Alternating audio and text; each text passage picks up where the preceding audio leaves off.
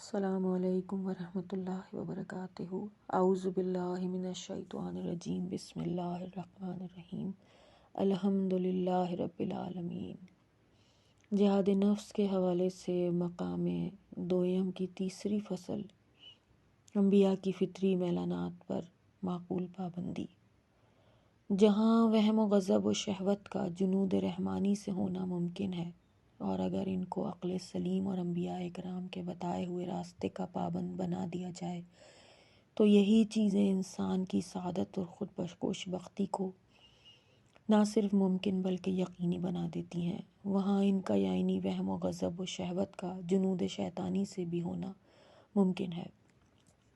اگر ان کو آزاد چھوڑ دیا جائے اور واہمہ کو دوسری دونوں طاقتوں اور حکمرانی کا موقع دے دیا جائے،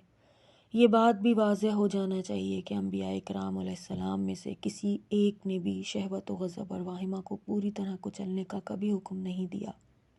اور نہ ہی کسی داعی اللہ نے ابھی تک یہ کہا ہے کہ شہوت کو کلی طور سے ختم کر دیا جائے اور آتش غضب کو بلکہ خاموش کر دیا جائے، یہ واہمہ کی قوت سے بالکل کام ہی نہ لیا جائے، بلکہ ان حضرات نے فرمایا ہے کہ ان فطری قوتوں کو اس طرح لگام دیا جائے کہ یہ عقل کے مطابق اور قوانین الہی کے موافق کام کریں، اس لیے کہ ان میں سے ہر قوت یہ چاہتی ہے کہ اپنا مقصد حاصل کر لے، چاہے اس سے فساد پیدا ہو یا ہر جو مرض لازم آئے۔ مثلاً درندہ و صفت و خود سر نفس شہوانی قوت میں مست ہو کر بے لگام ہو کر اپنے مقصد کو حاصل کرنا چاہتا ہے، چاہے خانہ کعبہ میں زنائے محسنہ شوہردار عورت سے زنا کر کے بھی، اور غیظ و غضب میں بھرا نفس اپنے مطلب کو حاصل کرنا چاہتا ہے، خواہ اس کو انبیاء و اولیاء کو قتل کرنا پڑے۔ اسی طرح واہمہ شیطانیہ اپنے غرض کی تکمیل چاہتا ہے، چاہے زمین میں فساد ہو یا عالم درم برم ہو جائیں۔ انبیاء اکرام و دنیا میں تشریف لائے، اپنے ساتھ قوانین لائے، ان پر خدا نے آسمانی کتابیں نازل کی تاکہ فطرت انسانی کی سرکشی پر